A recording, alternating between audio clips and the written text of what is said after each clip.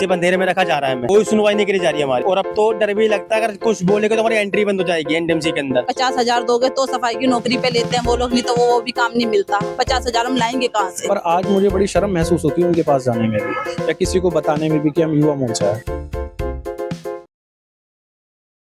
इस वक्त मैं एनडीएमसी ऑफिस हेडक्वार्टर दिल्ली हूँ।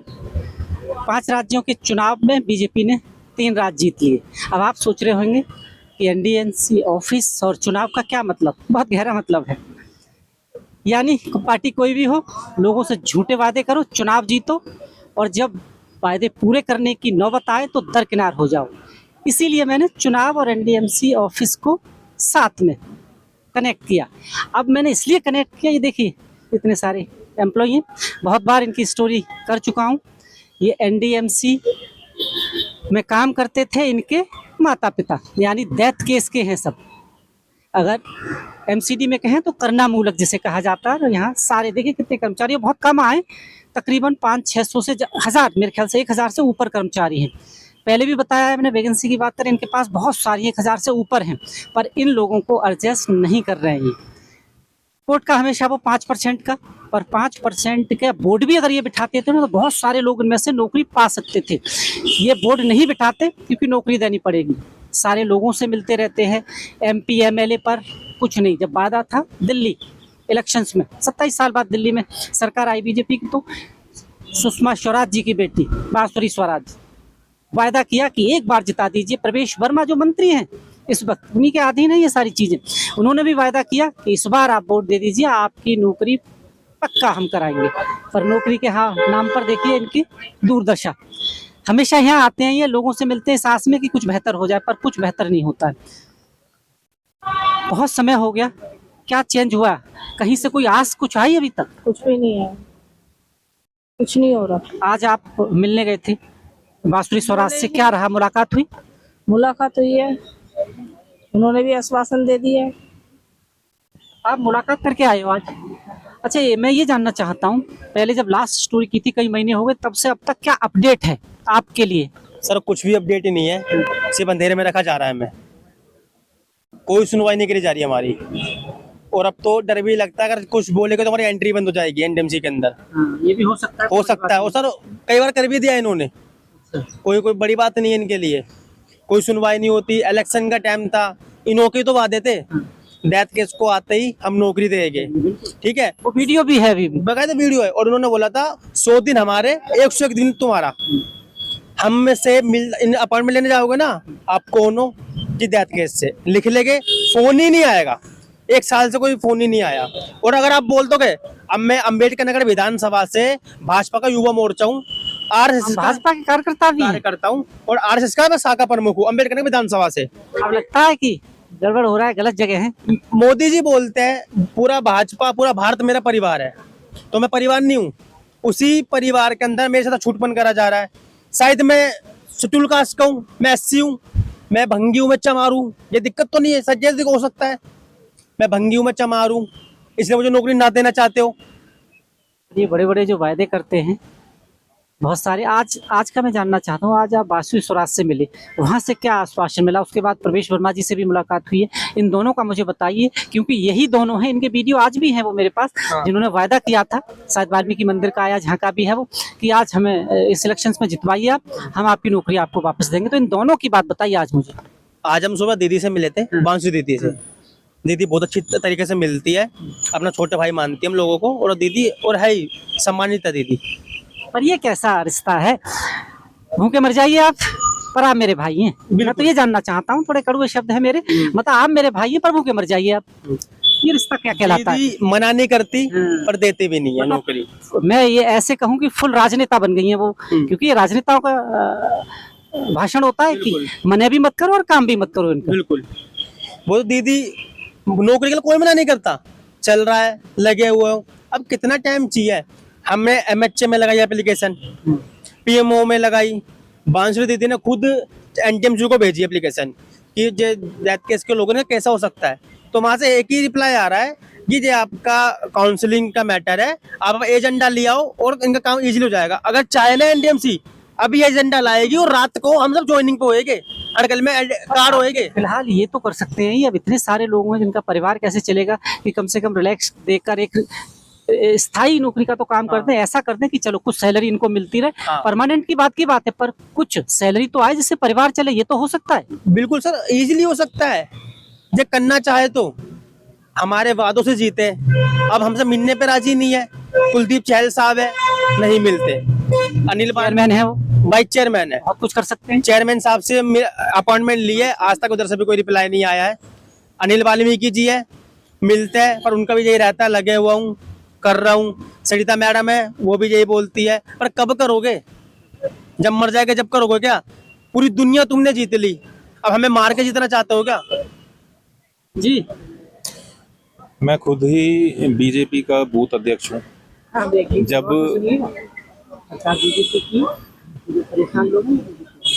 जब जी परवेश वर्मा जी ने वाल्मीकि बस्ती में वादा किया था कि 100 दिन के अंदर अंदर हम सभी को ही पक्का कर देंगे, तो हमने इतने बढ़ चढ़ के चुनावों में हिस्सा लिया, पूरे घर घर घूमे, बड़ी मेहनत करी, और हमने जो इनके मैनिफेस्टो वादे वगैरह थे वो सब लोगों के साथ फोटोज खिंचाई, सब कुछ करा। मतलब ये लगा लो कि हमने इतना बढ़ चढ़ के, कुछ लोग तो हंसते होंगे कि लो और जिताओ बीजेपी को, क्योंकि ऐसा होता है, मैं जानता हूँ। खुद हम इस समय नौकरी पे नहीं है, तो हम आगे क्या ही किसी को वादा करेंगे, और क्या ही कि कुछ पूरा होने का। हम गली में मुंह नहीं दिखा सकते, हम अपने एरिया में घूम नहीं सकते, क्योंकि जब हमें ही दरकिनार कर दिया गया है, तो फिर बाकी जो आम जनता है उनका क्या होगा। बहुत आसान है इनके लिए। एनडीएमसी से जो बांसुरी स्वराज दीदी हमारी, वो एनडीएमसी से पूछती है कि हम क्या इनको वन टाइम रिलैक्सेशन दे सकते हैं, जैसे दिल्ली जल बोर्ड में दिया। देखकर कम से कम व्यवस्था कर सकते हैं आप। हाँ, आसान है, बहुत ज्यादा आसान है, कुछ भी नहीं करना है, पॉलिसी वहां से कॉपी करनी है। सबसे बड़ी चीज एक मुझे ये भी पता है, आपको भी पता है कि इनके पास जरूरत भी है एम्प्लॉय की, कम है, बहुत सारे वैकेंसी भी हैं, ऐसा भी नहीं है कि नहीं है, क्योंकि लास्ट टाइम आरटीआई दिखाया था, उसमें वैकेंसी थी 1000 से कुछ। सर वो पिछले साल का डाटा है, जिसमें 4900 और हर लोग अब रिटायर भी हो गए होंगे। जी एवरेज लगाएं ना, तो 30 लोग हर महीने, एवरेज की बात कर रहा हूँ, 60 भी होते हैं, कभी 20-25 भी होते हैं, हर महीने रिटायर होते हैं। तो सोचिए पिछले साल से अब कितनी ज्यादा वैकेंसी बढ़ गई, डिपार्टमेंट खाली पड़ा हुआ है। ऐसा तो नहीं अब आपको बंगाल में व्यवस्था कर रहे हो, वहाँ सरकार जीती, वहाँ पर सरकारी नौकरी दें आपको, क्योंकि सरकार बन गई, हो सकता है वहाँ पर सरकारी व्यवस्था कर दें आपकी, बड़ी सैलरी हो सकता है 1.5 लाख रुपए, ऐसा तो नहीं। तो मैं बताऊं, इधर एक अभियान चला रही है एनडीएमसी, झाड़ू मुक्त एनडीएमसी। मतलब झाड़ू मुक्त तो फिर हम लोग कहाँ जाएंगे? और जो मशीनें चलाएगी ना, वो कौन चलाएगा? बंगाली, बांग्लादेशी। हम बांग्लादेशी थोड़ी ना है, हम पाकिस्तानी थोड़ी ना, हम आईएसआई के एजेंट थोड़ी ना है, हम तुम्हारे तो लोग हैं। हमारे साथ क्यों करा जा रहा है सब झूठपन? हमसे वोट लिया, हमसे ही जीते, हमने बहुत खुशी खुशी वोट दिया था, बीजेपी आएगी, हमारा काम करेगी। पहले आम आदमी पार्टी थी, चलो मानते, 2 सरकार थी, नहीं हुआ थी, केजरीवाल मान सकते हैं, टकराव था, अब तो टकराव की कोई गुंजाइश ही नहीं है, दोनों जगह 4-5 जगह की सरकार है, तीनों जगह। एलजी तुम्हारा, प्रधानमंत्री तुम्हारा, गृह मंत्री तुम्हारा, एमएलए तुम्हारा, सांसद तुम्हारा, अब क्या चाहिए? जी कुछ कहना चाहती हैं बांसुरी जी? तो महिलाएं, उनको तो पता होना चाहिए महिलाओं का दर्द। उनकी माँ बड़ी अच्छी नेता थी, शायद अगर वो होती तो शायद मुझे लगता है ऐसा कि जल्दी आपकी बात सुन ली जाती शायद। नहीं, हमें आश्वासन दिया जाता है, बाकी अब कुछ नहीं। बस यहाँ एनडीएमसी से ये बोल देते हैं वो लोग करेंगे, वहां से ये बोल देते हैं वो लोग करेंगे। हम किसके पास जाएं? आप ये बताओ। 4 सदस्य बैठे, ये कहते हैं काउंसलिंग होगी, कब होगी? वो काउंसलिंग तो होती नहीं है, उसको आगे बढ़ाते रहते हैं, 16 से 18, 18 से 24, ऐसे बढ़ते बढ़ते पूरे महीना खींच देते हैं, पर हमारी कोई काउंसलिंग मीटिंग नहीं बैठ पाती। आपके बीच के ये एक और हैं जिसके मेंबर हैं अनिल वाल्मीकि समथिंग, आपका दर्द वो अच्छी तरह समझ सकते हैं, अगर आपके समाज से आते हैं सब लोगों के इसमें से, तो वो तो समझते होंगे, वो भी दरकिनार है। क्या जो भी कुर्सी पे चला जाता है वो अपने लोगों का हित भूल जाता है, ऐसा ही है? हाँ जी, बिल्कुल ऐसा ही हो रहा है। वहां पे जाके हमारी कोई सुनवाई नहीं, एंट्री तक नहीं होने देते ये लोग हमारी यहाँ पर।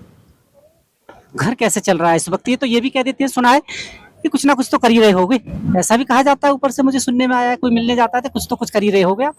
क्या करेंगे सर, वही कच्चा पक्का काम करते हैं, कहाँ करे परमानेंट कहीं। अगर वहाँ कहीं प्राइवेट में कर लेते हैं तो यहाँ पे टाइम नहीं दे पाते, कैसे आए, किसके पास मिले, कोई मतलब नहीं है इनको। मुख्यमंत्री भी महिला हैं रेखा जी, उन्हें भी सब कुछ पता होता है, ऐसा नहीं है नहीं पता होगा। प्राइवेट वालों में 2 दिन 3 दिन छुट्टी कर लो, वो कहता है घर बैठ जाओ आप लोग।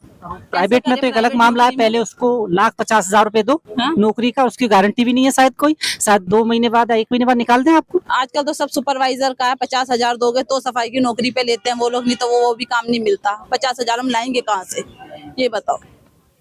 घर चलाने का नहीं है तो हम किस पे ये आप कौन थे आपके इधर? मम्मी थी मेरी, अब पापा हमारे साथ हैं, वो हार्ट पेशेंट और और जब उस वक्त नौकरी लगती है तो पॉलिसी ये होती है और ये है भी कि अगर ऑन ड्यूटी किसी को ऐसा कुछ हो गया तो पक्की नौकरी देंगे। ये वादा करते हैं ये लोग, पर बाद में चेंज कर देते हैं, साइन करा लेते हैं। वो तो सुना है आपने, कंडीशन अप्लाई छोटा लिखा होता है ना, वही साइन करा लेते हैं। ये सारे अधिकार छीन लेते हैं। सब अधिकार छीन गए। हाँ जी सर, क्या बताएं सर, बहुत परेशान है, क्या बता सकते हैं हम, बताओ।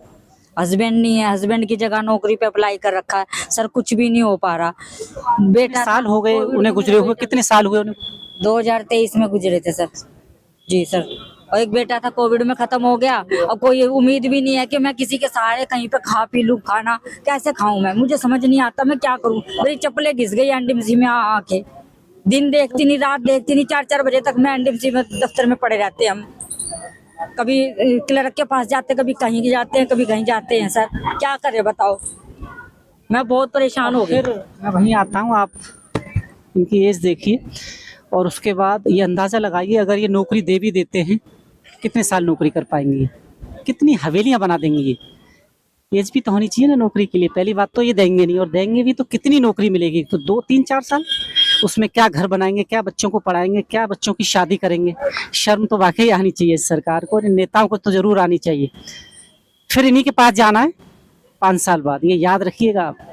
और उस वक्त आपकी क्या दशा होगी ये सोच कर जाइए इन लोगों के पास, या तो इनको इनका हक दे दीजिए, वरना फिर यही लोग हैं वो। जी जी सर। अब और आगे उम्मीद लग रही है कुछ कि कुछ होगा? सर उम्मीद तो कुछ भी नहीं लग रही, बस उम्मीद लेकर आते हैं, बहुत भरोसा लेकर आते हैं यहाँ पे, पैर उठा कर आते हैं, पैसा खर्च करके किराया लगा कर आते हैं यहाँ पे। राजनीति को इसीलिए कहा जाता है कि राजनीति वही ज्वाइन करे जो सबसे ज्यादा झूठ बोल सकता हो। झूठ की डिग्री होती है ना इसमें, क्योंकि झूठ कैसे बोलना है, लोगों को कैसे बहलाना है, काम नहीं करने पर। और सर घर जाते हैं, जब यहाँ पे अभी आज आए हैं तो बच्चे घर जाके पूछेंगे, छोटे छोटे हैं मेरे 2 पोते, वो पूछेंगे माँ जी आज क्या हुआ है वहाँ पे, क्या जवाब दूं मैं, कुछ भी नहीं जवाब देती, चुपचाप उठ कर इधर से उधर हो जाती हूँ। कई बार आपका दर्द मैं बता चुका हूँ, पर मैं क्या करूँ। मैं हमेशा बड़ा अपने आप को बहुत छोटा इसलिए महसूस करता हूँ कि काश मेरे हाथ में वो कलम होती तो मैं बिना वक्त गंवाए इनकी किस्मत आज ही लिख देता, पर मैं कुछ नहीं कर सकता। ये बड़ी विडंबना है और बड़ा दुख भी होता है। कभी मुझे खुद को भी अफसोस होता है इस बात का कि इस देश में आम आदमी की कोई पावर नहीं है। शायद आज के डेट में अगर कोई राजनीति में जाता है तो यकीन मानिए, डंके की चोट कह रहा हूँ, कोई सोशल वर्क या इन लोगों की सहायता के लिए नहीं जाता राजनीति में। उसे पावर चाहिए होता है, पैसा चाहिए होता है, उसे रोड खाली चाहिए होते हैं। जब उसकी गाड़ी जाए ना तो रोड खाली हो जाए। शायद इसीलिए रोज राजनीति को चुनते हैं। यही हाल है। मोदी जी कहते हैं ना गरीबी हटाओ, गरीबी को हटाओ, गरीब को नहीं हटा रहे, गरीबी को ही हटा रहे। गरीबों को साफ करो ताकि टेंशन ही ना हो। ये सब सर अब सब दिन ये क्या बोले, को टूटा इंसान हो क्या किसी को ऐसा बोले। भूखा रख लो इनको कि भूख से तड़प के मर जाएंगे अपने आप ही। ना रहेगा बांस, ना बजेगी बांसुरी। और करे क्या, कर ही क्या सकते, इससे ज्यादा कुछ नहीं कर रहे ये लोग। विश्वास था वो भी टूट गया। मैं भी ये जानता हूँ कि घर चलाने में कितनी दिक्कत आती है आज की डेट में। अगर प्राइवेट काम करें तो 14-15 हज़ार रुपये फिर किराया देना। पर मैं बार बार यही पूछता हूँ कि कितनी दिक्कत होती होगी, कैसे चल पा रहा है घर आपका। इनको वो भी शायद नहीं दिखाई दे रहा। नहीं दिखाई दे रहा, छोटे छोटे बच्चे हैं और बच्चे मेरे यहाँ आ भी चुके हैं, ये लोग देख भी चुके हैं, मगर इन लोगों को समझ में नहीं आ रहा है। एक माँ को एक बेटी के पास रहने में कितनी मौत मरनी पड़ती है। अच्छा, आप बेटी के पास रहती मैं हैं? बेटी के पास रहती हूँ, बेटा भी नहीं है मेरा। अब सोचो आप, एक समय आएगा वो भी शायद, ये मैं अच्छी तरह जानता हूँ क्योंकि मैं भारत में ही रहता हूँ। हमारे यहाँ अगर वृद्धालय खुले हुए हैं तो वो शायद इसी वजह से एक वक्त आएगा शायद वो भी असहाय हो जाए रखने को, क्योंकि उनका जब परिवार बढ़ेगा तो कब तक रखेंगी। बिल्कुल सही बात है, कर सकते हैं वो। आप इस बात को समझिए, कितने घूट पीती होंगी, ये कितना बर्दाश्त करती होंगी कि किस बेटी के घर में। कहना बड़ा आसान है कि बेटी और बेटा समान होता है। आप रह के देखिए बेटी के घर, उसका अपना परिवार होता है। जरूरी नहीं है बेटी इनके लिए बहुत कुछ करना चाहती है, पर लोग और भी साथ में जुड़े होते हैं। वो किस नज़र से देखते होंगे, उनके पड़ोसी किस नज़र से देखते होंगे इसको, इनको, पर ये नहीं देखते। जी बस जी, कहना चाहती हैं इस गूंगी बहरी सरकार से, उन नेताओं से जो कभी नहीं सुनते, जो झूठ का पर्दा बांधे हुए रहते हैं। सर क्या बोलो, हमें तो सिर्फ आश्वासन ही मिलता है। क्या बोलूं, नौकरी मिलती नहीं, आश्वासन। आज इतने भाई बहन सब किस लिए आ रखे हैं सर, नौकरी आश्वासन के कुछ नहीं मिल रहा सर हमें। नारी को लक्ष्मी कहते हैं, दुर्गा कहते हैं, यहाँ तो बहुत बुरी हालत हो रही है जिस हिसाब से मैं देखता हूँ। मेरे पापा नहीं है, मैं पापा की जगह जॉब के लिए अप्लाई कर रखा है। मदर की ऐसी हालत है कि वो वॉकर से चलती, पैर भी टूटा हुआ है सर। अब बताइए किस कंडीशन में मदर को देखे क्या करे, क्या क्या करे सर, बताइए। ऐसी स्थिति आ रही है आज। मगर तब भी नौकरी के लिए मैंने कितनी एप्लीकेशन भी लगवा रखी है सर, मगर मुझे कुछ भी नहीं, रिप्लाई में भी कुछ भी आश्वासन नहीं मिलता कि हाँ तुम्हें आप देखें। जब आते हो रोज तो इस आस के साथ आते हो कुछ बेहतर हो जाएगा शायद, हाँ जी सर। कुछ तो अच्छा होगा, एक दिन सुनने को मिल जाएगा कि चलो कम से कम परमानेंट नहीं तो कुछ तो अस्थायी बंदोबस्त हुआ है, कुछ तो पैसे आएंगे घर में। मैं ये भी अच्छी तरह जानता हूँ क्योंकि मैं आप में से ये हूँ कि जब घर चलाने की जिम्मेवारियां होती है ना तो जरूरतें पूरी करने के कर्ज भी लिया जाता है, सब कुछ बिक जाता है, गहने बिक जाते हैं, सब कुछ। क्या तुम कैसे कैसे स्थिति से गुजरे हैं आज, आप विश्वास नहीं करेंगे, दीनदयाल में मेरी माँ का इलाज चल रहा है। मेरे पास प्रूफ भी है, पैर टूटे है, रॉड भी डली है, सब कुछ है सर। ये नहीं कहूंगी कि मैं यहाँ इलेक्शन के वक्त आपके पास आए थे जो बोल रहे थे बहन जी, दीदी, बुआ, चाची, अब वो पहचानने से भी इनकार कर सब देते मना कर देते हैं सर, सब मना कर देते हैं। हैं। भी छुए होंगे बहुत सारे लोगों ने उस वक्त। सब छूते हैं सर, मगर जब उनको चाहिए होता है वोट तो सब पैर हाथ छूते हैं, मगर अब कुछ नहीं सर। अब तो सिर्फ धक्के धक्के धक्के खाओ। सीट मिल गई है ना अब। सीट कुछ ऐसी ही है क्या, यानी आपके अपनों में से भी कोई सीट पे बैठ जाता है वो भी भूल जाता है आपको? और मैं इसलिए कह रहा हूँ क्योंकि इसमें मेंबर हैं आपके अपने, बिल्कुल है, बैठ चाहे तो वो भी कर सकते हैं कि भाई हमारे लोग हैं, देखो इन्होंने बहुत कुछ आपके लिए किया, कुछ तो कर दो इनके। बिल्कुल कर सकते हैं सर, मगर वो भी सीट पे बैठ गए ना तो वो भी भूल गए हैं कि कुछ करना है इन लोगों के लिए। जनाब इस सीट में ऐसा क्या है सर, मैं जानना चाहता हूँ। सर सीट में ही है जो कुछ है, तो आम आदमी का तो क्या है, भूखे मर रहे हैं, रोड पे घूम रहे हैं, बच्चे हमारे भूखे मर रहे हैं। हमको 15-15, 20-20 साल होगी डेथ केस वालों को, अभी तक नौकरी नहीं मिली। मतलब आप कोई ऐसा भी नहीं मांग रहे, आप उस पॉलिसी के अधीन नौकरी सर चाह रहे हो जो इन्होंने ही बनाई है? हाँ, जो हमारे पिताजी की जगह थी वही जगह मांग रहे हैं। हम कोई भीख नहीं मांग रहे इनसे, अरे नहीं देते हो तो मना करते हमसे, वो जो नहीं कर रहे। हाँ, मना भी नहीं कर रहे। आज बासुरी जी के पास गए थे, उन्होंने भी आश्वासन दे रहे हैं, वो मना ही कर देती है कि भाई हम तुम डेथ केस वालों को कोई नौकरी नहीं दी जाएगी, जाओ तो बस कर लो कुछ ना कुछ, जाओ रोड पे मरो या कुछ भी करो। कहाँ तक रहेंगे हम? हमको तो बहुत वो हो गया, या तो फिर हमसे मना कर दे ताकि हम किराया भाड़ा लगा के यहाँ नहीं आए। राजनीति है, मना कैसे कर देंगे क्योंकि वोट भी तो बटोरना है। सर वोट भी तो हमने दिए हैं भाई, बीजेपी को जताया भी हमने ही है, वोट भी हमने दिए। खाना भी मत दो और भूखा भी मत बनने दो। बीजेपी हमसे वोट कैसे मांगेगी, कैसे हमारे मोहल्ले में जाएगी? ये तो ठीक नहीं है सर, या तो डेथ केस वालों के लिए तो कुछ न कुछ करना ही पड़ेगा। जनाब आगे आइए जरा थोड़ा बोलो सर। सबसे पहले तो आपके चैनल मेरे पास सवाल भी नहीं है क्योंकि बहुत बार सवाल वही सब कुछ पूछ लिया मैंने आपसे, कुछ नया मेरे पास भी नहीं है, इतनी शक्ति भी नहीं है कि इन लोगों को मैं बदल पाऊं, क्योंकि मैं जानता हूं, मैं जैसे कवर करता हूं जो भ्रष्टाचार है शायद उसी की भेंट चढ़े हुए हैं आप लोगों के अधिकार। भ्रष्टाचार तो देखो यहाँ पे एनडीएमसी में बहुत है जो कि और किसी डिपार्टमेंट में नहीं है। और मैं अपना एक छोटा सा इंट्रोडक्शन देना चाहूँगा कि मैं खुद बांसुरी दीदी के यहाँ से युवा मोर्चा हूँ, अमर कॉलोनी वार्ड, और मुझे बड़ी शर्म आती है उनके पास जाने में। मैं इसलिए मैं बार बार आपको कह रहा हूँ कि गौर से सुनिए, बीजेपी से जुड़े हुए लोग हैं, कभी कभी मुझे शक होता है, लोग जब कहते थे कि नहीं बीजेपी अच्छी सरकार नहीं है, लोगों की नहीं सुनती, तो मैं कहता था नहीं झूठ बोल रहे हैं लोग। जब मैं ज़मीन पर काम करता हूँ, जब लोगों से बात करता हूँ, नहीं राजनीतिक उससे कोई लेना देना नहीं है, इस आस में लोग जुड़ जाते हैं राजनीति से। आम आदमी क्यों जुड़ता है बताइए? टिकट दे देंगे इनको? मुझे तो नहीं लगता ये एमएलए बन जाएंगे, सिर्फ इस आस में कि हमारी जो छोटी मोटी रोजगार है वो शायद सरकार ये सोच के ही दे दे कि हमारे कार्यकर्ता ये, कम से कम आम लोगों की तो आप भूल ही जाइए इस देश में क्या हालत है जी।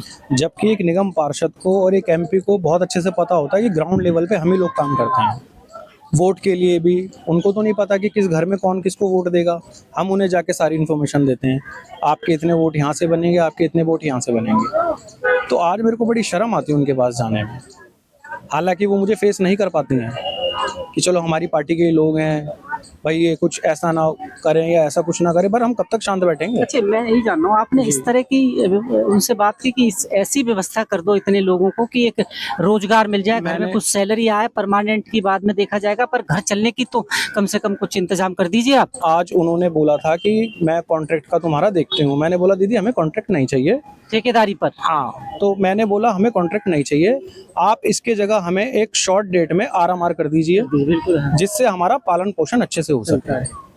तो उन्होंने उस बात के लिए एग्री तो करा है, अब देखते हैं कि कितना। एग्री तो बहुत साल से, जब से इलेक्शन जीती करती आ कर रही हैं, लेकिन अब मैं इसको जब ही मानेंगे जब ये हमारा मुद्दा एजेंडा में टेबल पे आ जाएगा। अच्छा, मैं हमेशा ये पूछता हूँ, अगर सुषमा स्वराज जी होती तो हो सकता है कुछ बेहतर हो जाता, अच्छी नेता थी, ऐसा मुझे। सुषमा स्वराज माता जी होती तो मुझे नहीं लगता कि आज इतना टाइम लगता हमें, क्योंकि वो जमीन से जुड़ी हुई थी, वो समझती थी शायद दर्द। और वो राजनीति में उनका जो एक दबदबा, एक रुतबा जो था, मुझे नहीं लगता कि अगर वो कोई ऑर्डर देती तो वो कैंसिल हो जाता। चाह रहा हूँ, जब काम नहीं हो रहे तो आपको भी ऐसा लगता है कि इन लोगों के भी हाथ में शायद कुछ नहीं है, इनका भी कोई बॉस है ऊपर जहाँ से ये आज्ञा लेते होंगे कुछ भी बोलने से पहले।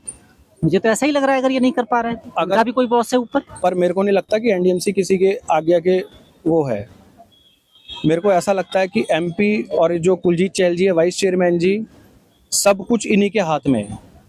एनडीएमसी पूरा इन्हीं के हाथ। कोई दिक्कत भी है तो आए दिन आप तस्वीर में देखिए, पीएम से भी मिलते हैं वो, तो गृह मंत्री जी से भी मिलते हैं, बड़े बड़े लोगों से मिलते हैं। अगर कोई दिक्कत है तो उनके कान में डाल सकते हैं, सर इतने सारे लोग हैं, ये भी सॉल्व करवा सकते हैं वो, क्योंकि पीएम से आप तो नहीं मिल सकते। बिल्कुल, इसीलिए प्रतिनिधि है ना, कि आपकी बात वहां तक अगर आपसे नहीं बन रही है तो आप पीएम को पहुंचा दो ना, कि सर इतने लोग हैं, ये दिक्कत आ रही है, तो हो सकता है वहां से इंसाफ मिल जाए। और मैं तो चाहता हूँ कि जितने जोरों शोरों से उन्होंने भी बंगाल में जीतने का जश्न मनाया है, तो एक बारी दया खा के हम लोगों पे भी, ताकि हम भी एक जोरों शोरों से यहाँ पे जश्न मना सकें नई दिल्ली विधानसभा। आपके लिए क्यों करें, वो अब हो गया ना काम, आपने इलेक्शन दे दिया, अभी तो 5-6 साल बचे हुए हैं, अब क्या आपसे लेना देना उनका। राजनीतिक की जो खुराक होती है ना, वो क्या है, वोट है, पेट भर गया, आपने वोट दे दिए।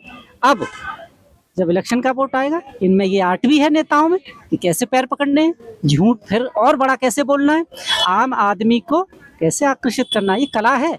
अगर राजनीति में जाने की डिग्री होती है ना कोई, तो वो होती है झूठ बोलना सबसे ज्यादा। हम लोगों ने खुद ही इस चक्कर में पार्टी ज्वाइन करी थी आज से 7-8 साल पहले, कि चलो हमारा यहाँ से कुछ काम बनेगा, चलो यार हमें युवा मोर्चा बन रहे हैं, हम बीजेपी का काम कर रहे हैं, कि चलो हमारी ये सुनेंगे। पर आज मुझे बड़ी शर्म महसूस होती है उनके पास जाने में भी, या किसी को बताने में भी कि हम युवा मोर्चा है। अब देख लीजिए जनाब, दर्द भी पुराना है, दवाई भी ऊपर जो बैठे हैं एनडीएमसी ऑफिस में उनके हाथ में है, वो दे सकते हैं इन्हें ताकि इनका इलाज हो सके, पर वो इन्हें बिना दवाई के मारना चाहते हैं। सीधे शब्दों में कहूँ, खाना भी मत दो और भूखे भी मरने दो, ताकि इल्जाम उन पर ना आए। चक्कर खा के गिर जाएगा भूखा आदमी, यही तो होगा, और वो बच जाएंगे कि ये तो चक्कर खा के मर गए। यही हालत इन सारे कर्मचारियों की है इस वक्त। और ये सब और राज जी का कोटा लाया जाता है इनका, मगर लोग बाग 2001 से धक्के खाते हैं अभी तक, मगर उस कोटे में किसी का अभी तक हुआ नहीं है। और आज सुप्रीम कोर्ट कहता है कि वो 5% का कोटा, वो जो बोर्ड है वो भी नहीं बैठ रहा है, सालों से सुना है। अगर वो बोर्ड भी बैठ जाता तो मुझे लगता है काफी हद तक लोगों को नौकरी मिल चुकी होती, सबको तो नहीं पर कुछों को तो मिलती है। जी सर, 2006 का केस है हमारा, वो आज तक अभी कोई डिक्लेयर नहीं करते, खाली लिस्ट लगा देते हैं हर बार, और कोई प्रावधान नहीं निकलता हम लोग। अब देख लीजिए जनाब, पता है इनका क्या है, पूरी मंशा ये है कि ये जो लोग हैं थोड़े दिन में ये ही इस दुनिया को अलविदा बोल देंगे। जिस हिसाब की इनकी एज है, ये लोग अलविदा बोल जाएंगे, उसके बाद नौकरी मांगने वाला ही नहीं रहेगा, तो फिर काहे की नौकरी। यही है बीजेपी सरकार दिल्ली राजधानी में। पीएम साहब बहुत थोड़ी दूर है यहाँ पर, यहाँ की सारी जिम्मेवारी यही निभाते हैं। जो जितना ये अच्छा लग रहा है ना, रोड साउथ दिल्ली को माना जाता है कि बेहतर दिख रही है, तो बेहतरी में इनका हाथ है, साफ सफाई में, जितने भी ये गार्डन वार्डन है सब। पर यहाँ नौकरी उसी को मिलती है, वो आप जानते हैं, मुझे कहने की जरूरत नहीं। भ्रष्टाचार बहुत है आज ही। अगर इनके पास पैसे हो ना 10-20 लाख, 2-4-5 लाख की बात है, आप दे दीजिए ऊपर घूस, नौकरी मिल जाएगी, मैं जानता हूँ। अब क्या होगा इनका देखते हैं। आप देख रहे हैं JNN न्यूज़, एनडीएमसी ऑफिस। बहुत बहुत धन्यवाद।